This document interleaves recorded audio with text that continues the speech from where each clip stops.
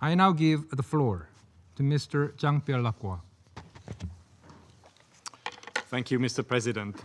I welcome this opportunity to brief the Security Council, and I thank the Republic of Korea in coordination with Denmark and Pakistan for organizing today's open debate. Let me first sincerely thank Member States, civil society, and others who contributed to the review on the future of peace operations. We have received more than 60 submissions. Each submission is being carefully reviewed. Extensive consultation and transparency underpin this review process, and along with our partner in this process, the Department of Political and Peacebuilding Affairs, we will continue to ensure opportunities for engagement in the coming month. When I spoke to this Council in July, I highlighted the important role peacekeeping missions play in supporting lasting political solutions to end conflict, as well as the indispensable role of the Security Council and the power it has when it speaks and acts collectively in support of a political process. Mr. President, peacekeeping is not a luxury. It is a lifeline for millions who count on it for a future without fear. Over 60,000 peacekeepers, representing 15 member states, bravely carry out its vital work in 11 missions, making peacekeepers one of the UN's largest and most visible activity in the field. I salute the women and men deployed in our missions who on a daily basis make a difference by protecting civilians, clearing mines and explosive remnants of war, patrolling villages and towns, monitoring ceasefires, and mediating conflict at the local level and preventing conflicts from spilling out of control. And I pay tribute to those peacekeepers who paid the ultimate price.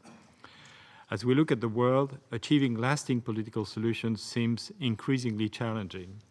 The level of active conflict has risen to alarming numbers, with 61 active conflicts in 2024, the highest number since 1946, according to the Uppsala Conflict Data Program. Conflicts have become protracted, involving more actors and often proxy forces, making negotiated solutions more difficult to achieve. This does not mean we will not continue to pursue them. In such an uncertain future, we are likely to see more civilians at risk and in need of protection. It means the need for peace operations increases, potentially alongside other types of operations, including peace enforcement. It also means the context for deployment may be more uncertain and full success harder to achieve.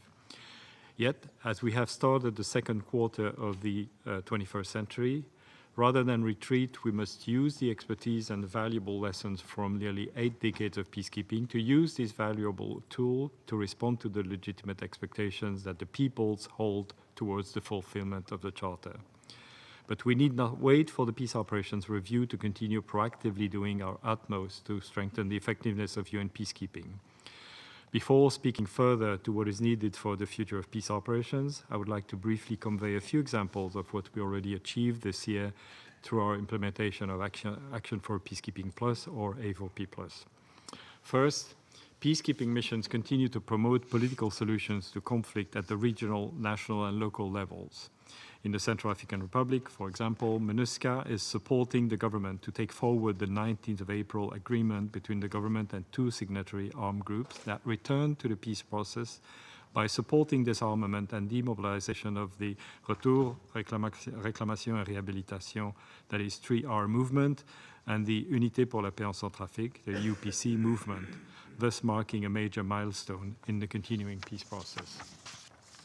Second, to improve mission planning, we recently endorsed new guidelines on mission concept and mission plans.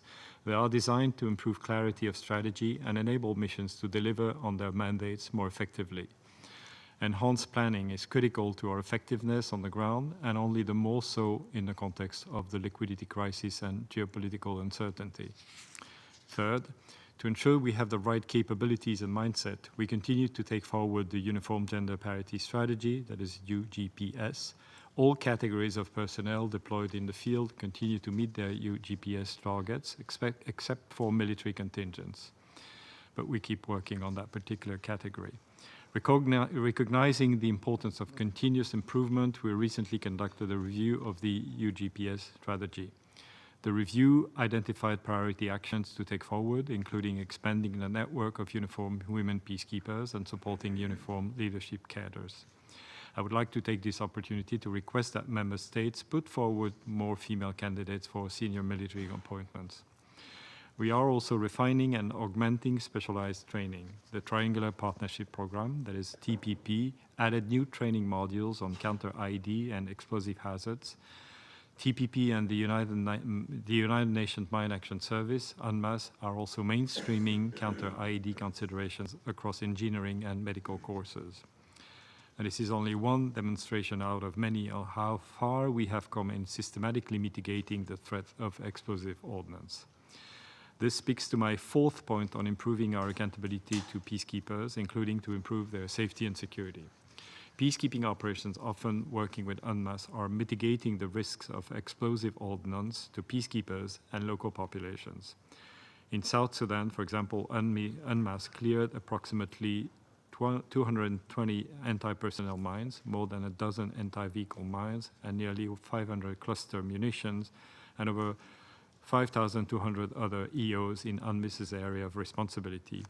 These clearance operations freed up approximately 2.6 million square meters, including agricultural areas and key roadways for local communities.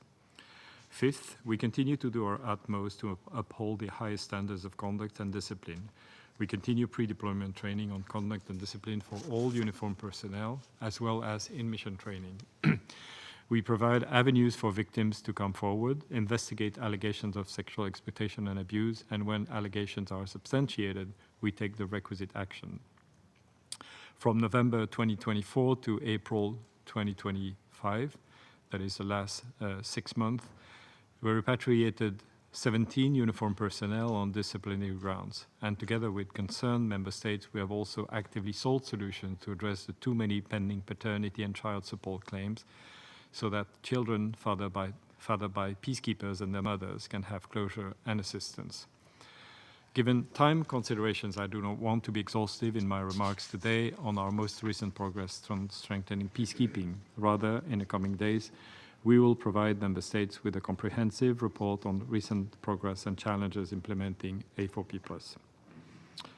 Mr. President, turning back to our vision for the future of peacekeeping, what I believe is required and what many of you have echoed during the consultation process is a UN that is capable and ready to respond through missions that are adaptable and tailored to the needs on the ground, guided by strong political strategies and leveraging the tools, capacities and expertise of the organization and its partners.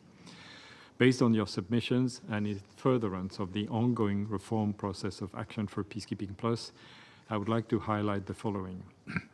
First, peace operations need to have clear and prioritized mandates. That is something that is often repeated, based on in-depth assessment of needs and commensurate resources and capabilities. The voice of host states, as well as other relevant stakeholders, including troop and police contributing countries, regional actors, and local communities, should be clearly reflected in the mandate. The availability and sources of data that can be brought together to more effectively assess situations on the ground and project possible responses based on lessons learned has notably increased. We must harness the capacities of digital technologies and artificial intelligence to support the analysis of data, as well as to assess the effectiveness of our responses through time. Pursuing political solutions to conflict, protecting civilians, supporting the strengthening of accountable governance entities, the promotion and protection of human rights, and the advancement of the Women, Peace and Security agenda should remain priorities. This must be accompanied by our sustained and uncompromising efforts to uphold the Secretary General's zero-tolerance policy on SEA. UN peace operations are a manifestation of the Charter's purposes and principles to save succeeding generations from the scourge of war and to uphold the dignity and worth of the human person. Wherever our peace operations are deployed, even where we do not have an explicit protection mandate, populations rightly expect to be protected by the UN. This protection comes in many forms, from the presence and engagement by military or police peacekeepers to political dialogue, advocacy, and reporting by civilian staff, national and international alike. The UN's ability to deliver on the imperative to protect people is very often the benchmark by which we're judged. But we should not be indefinitely responsible for the protection of populations. This is why the pursuit of political solutions must remain at the heart of what we do and how we can more sustainably and cost-effectively save succeeding generations from war. This reality carries important implications as we reflect on the future of all forms of peace operations, from how we plan, design, mandate, resource operations to how we implement their mandates on the ground. Second, we must continue working to demonstrate the difference we make on the ground through the results we deliver. We need to enhance how we monitor and report on the impact of peacekeeping, including wherever possible by identifying measurable targets. A4P+ monitoring, for example, is measuring and reporting on our efforts to improve the effectiveness of peacekeeping. Tools like the Comprehensive Planning Performance Assessment System, or CPAS, are also notable by measuring progress towards implementing Council mandates. But we must go further by conducting population-based perception surveys, which will bring us as close as possible to measuring impact through the systematic evaluation of the views of our beneficiaries. Actually, some missions have already engaged in those surveys. Third, conflicts are fluid situations and priorities and needs will change.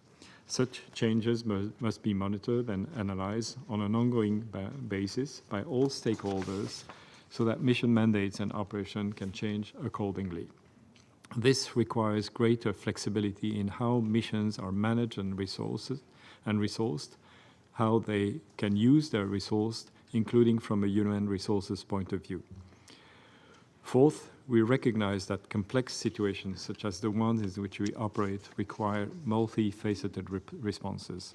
This means that a multiplicity of actors might be needed to work in synergy to achieve the highest degree of impact, either because of different skills, capacities, and added value, or because of political rationales. Therefore, partnership, particularly with regional organizations and with the African Union where it concerns peace and security on the African continent, at the political, operational level must remain high on the agenda, and the UN must maintain the core capabilities, relationships, and expertise to engage with a range of partners and in different capacities and contexts. These priorities will help prepare peacekeeping for the future, and they also align with the work stream under UNAT, where within the Secretariat we are seeking efficiencies, reviewing the implementation of mandates, and exploring program realignment. To advance durable political solutions that enable peacekeeping to withdraw without a relapse into conflict requires the strong, unified, and ongoing support of this Council through the adoption of clear prioritized mandates, active political engagement, and statements of support. These must be matched by the payment of assessed contribution in full and on time. Our ability to keep the peace requires it. So together, let us seize this moment to shape the peace operations that are fit for the future. Thank you, Mr. President. I thank Mr. Lacroix for his briefing. I now give the floor to Ms. Rosemary DiCarlo. Mr. President.